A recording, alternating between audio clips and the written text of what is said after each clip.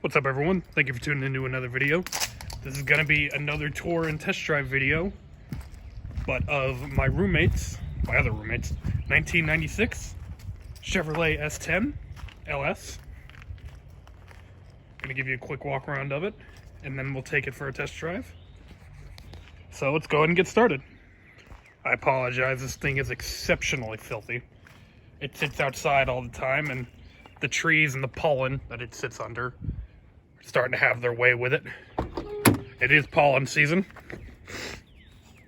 but it has a green exterior and these nice, I like these wheels, these 5-spoke alloys with the center caps with the lug nut covers. It has a black cloth interior.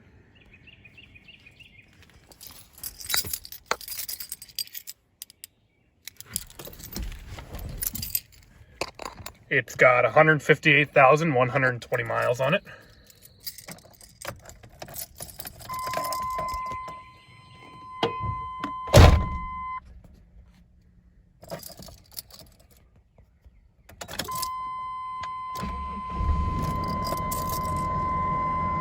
Not bad. If any of you know what that noise is, feel free to let me know. If I had to guess, I'd say it's the blower motor resistor. There's the horn. This is an exceptionally simple car, so the interior tour is not going to be near as lengthy as the Mazda 6. But starting on the right side door panel, I've actually got a decently soft door upper here, and it's got your regular door handle and your manual lock, and you've got a nice carpet insert right above the door armrest, which is also somewhat soft material. The door bottom is all plastic, and you've got manual windows.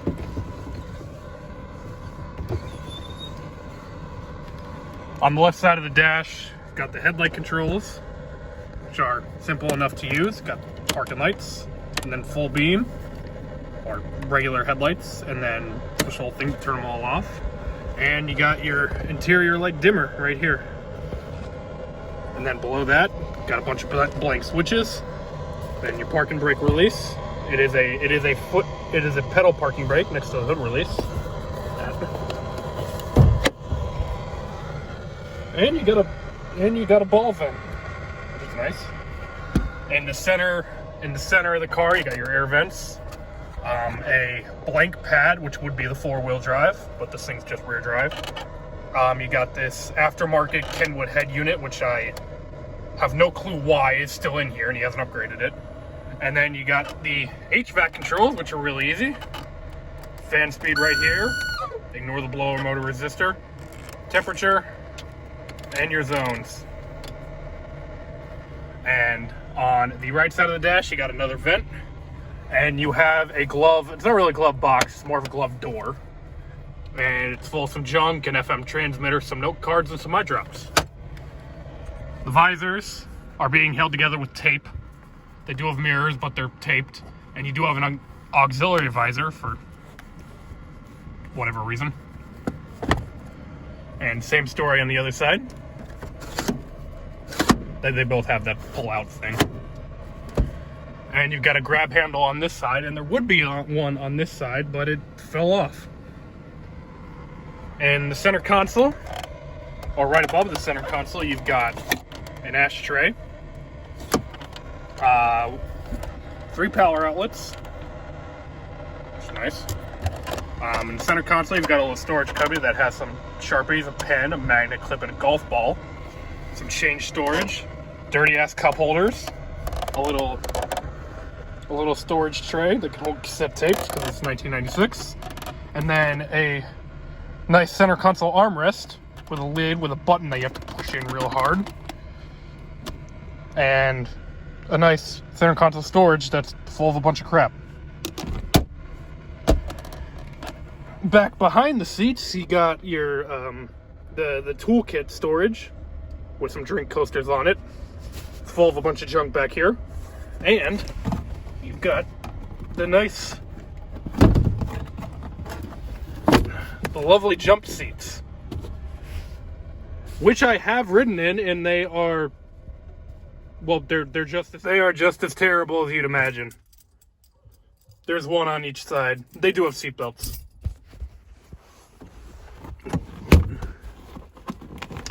They're fine on short trips, and the idea of them is entertaining. Let us go check out the engine now.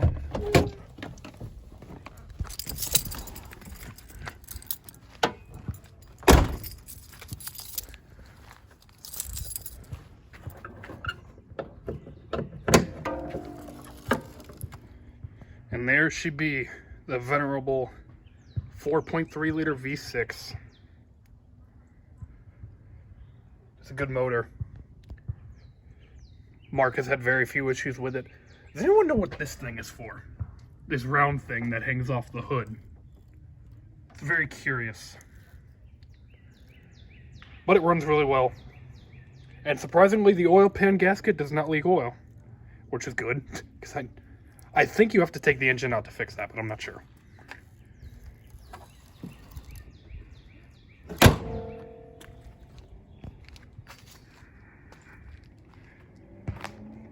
Very simple front end design with just sealed beam headlights.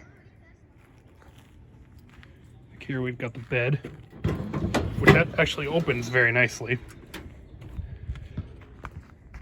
I'm not sure how long it is. If I had to guess, I would say it's a 6.5 foot bed, maybe.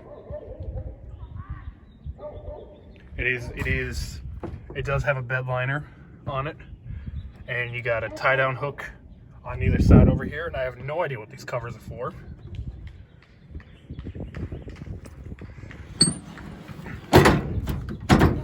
Tell me, it works pretty well.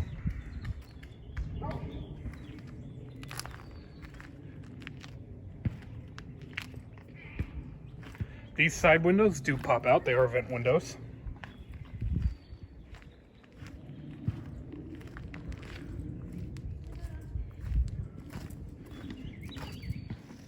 And your fuel door.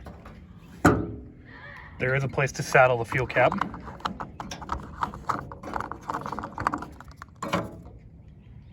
Very nice. So you won't drip any fuel on the paint while you're putting gas in it. All right, I'm gonna get my camera ready and we'll take this thing for a test drive. All right, we're driving the S10. Much like the Mazda, this is not my first time driving this either. So this won't be first driving impressions. But that being said, I like this truck. It is a very simple truck. There's nothing complicated about it. You don't have anything more than what you need, like with modern pickup trucks. And the values of these things reflect that. You know, nice versions of these things, maybe a little bit nicer than this, even though this one isn't in bad shape. But nice versions of these things are $5,000, $5 or $6 grand, and really low mile ones are closer to 10. And it makes sense in the modern era of pickup trucks have to do everything. This has no pretensions about what it is. It's just a simple, honest pickup truck that gets the job done. The 4.3 liter V6 is a good motor. I'm a fan of the 4.3 V6. I know they have their issues. And those issues are well documented, and I know they don't make huge amounts of power and they're inefficient. But they aside from the issues with them, they are very reliable. They're easy to work on, with the exception of the oil pan gasket. And I think they have good power. They make a lot of torque. Although I do not represent the entire car buying population, because I don't need a lot of power. It's reasonably quiet in here, as I say in all of my tour videos. As you may or may not be able to hear, it is very rattly in here because it is a General Motors product from the late 1990s.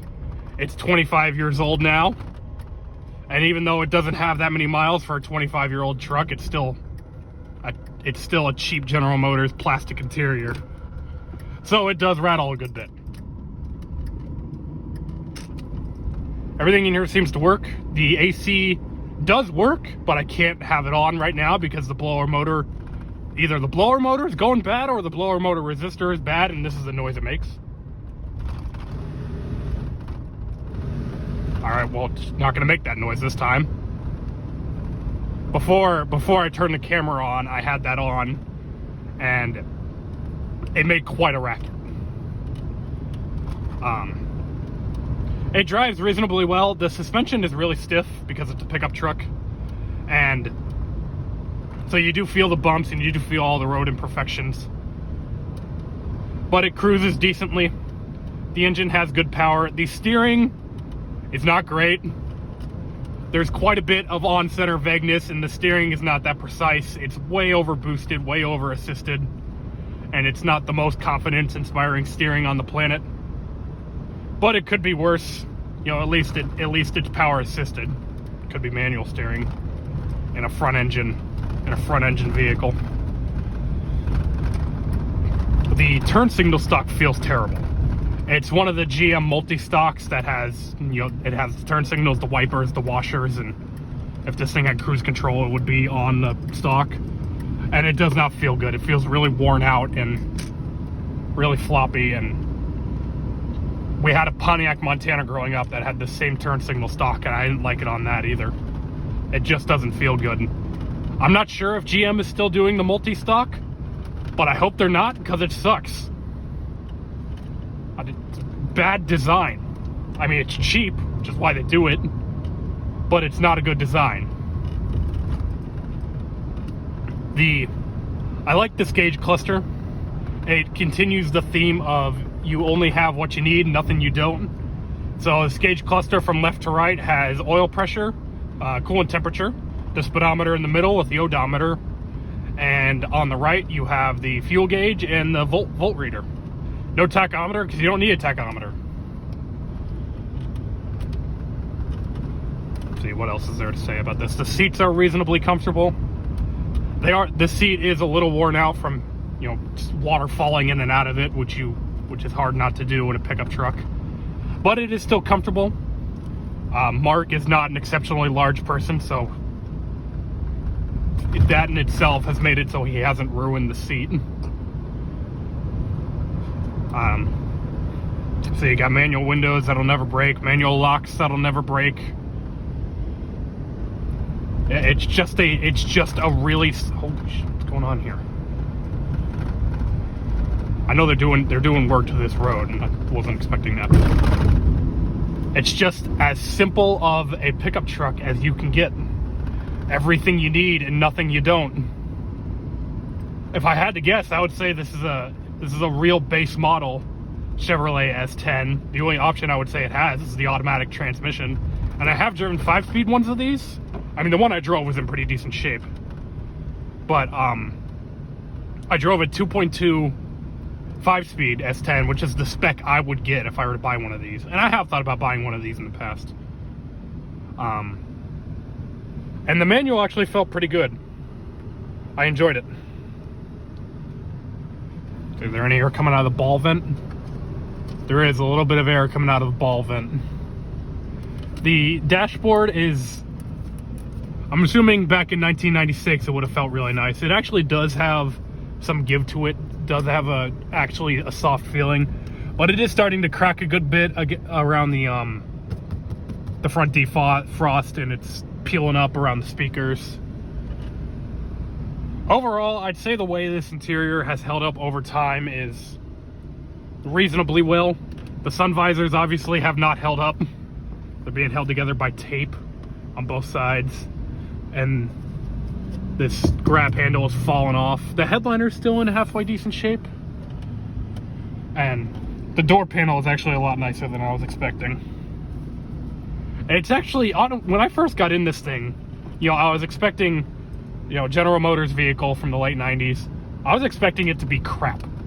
Like, really horrendous plastics all over the place. Like, you put your arm on the door and it feels chintzy and hard and terrible. And it's actually quite a bit nicer than I was expecting. And even this one in its dilapidated state, really not bad. The glaring sour spots to this interior are the dash sets cracking, the blower motor resistor that makes a crap load of noise, all the rattles that happen, and this really horrendous head unit this really horrendous Kenwood head unit that looks like it's from 2004. And I have no idea why Mark hasn't upgraded it yet. There's no way in hell this dashboard can be hard to take apart. But it's not my car, so. Oh well. Give it a little bit of gas here, see what it wants to do. The transmission is reasonably smooth. It is very slushy. It is a 4L60E, I do believe. This one's still in good shape. I don't think they blow up when they're behind the 4.3 V6. I know they have problems behind LSs and stuff, especially when you want to tow with them. But in this, it's fine.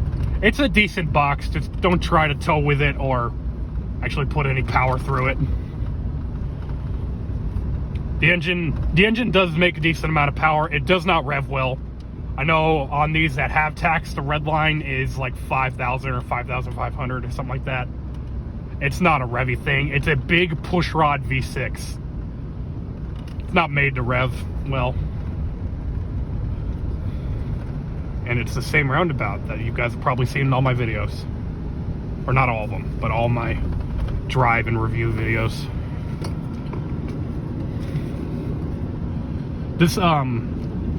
This pickup truck is owned by my friend Mark, and he works at Kroger, and he does nothing pickup truck related with this truck. And he's part of a group of people, meaning it's more than one, and that in itself I think is significant, that have a pickup truck and have no plans to get rid of it, even though their needs will be better suited by it, like a Honda Civic or something like that. The other one has a Ford Explorer Sport Track.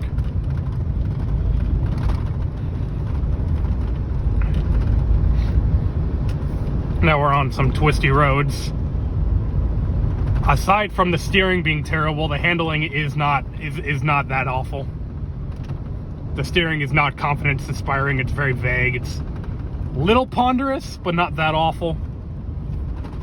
There isn't much in the way of body roll because the suspension is real stiff, and the AC is working reasonably well,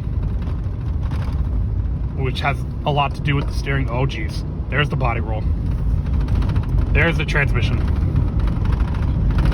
It does have a column shifter, which I like. I actually prefer floor shifters. I like them aesthetically, but a lot of people like column shifters, and I don't blame them. All the rattles, many rattles. I thought my Accord rattled. Jesus.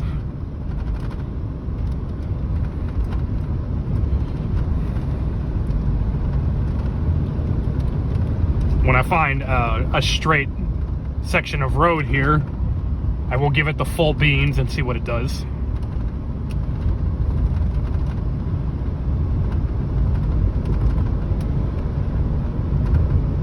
Oh, there's a pupper.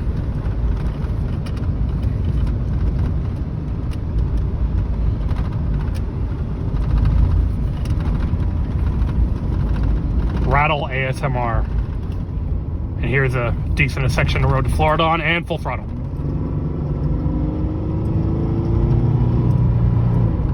It's got decent power. When you floor it and it actually kicks down, it does go pretty well. And the engine sounds all right. It sounds very V6-y, very push rod V6-y. It's not too bad. And with that, we are back onto my street that my house is on. And that is gonna do it for this video. If you guys liked what you saw here and you enjoyed the symphony of rattles, feel free to subscribe. My goal is to have 1,000 subscribers by the end of the year. And thank you for watching. I will see you guys in the next video.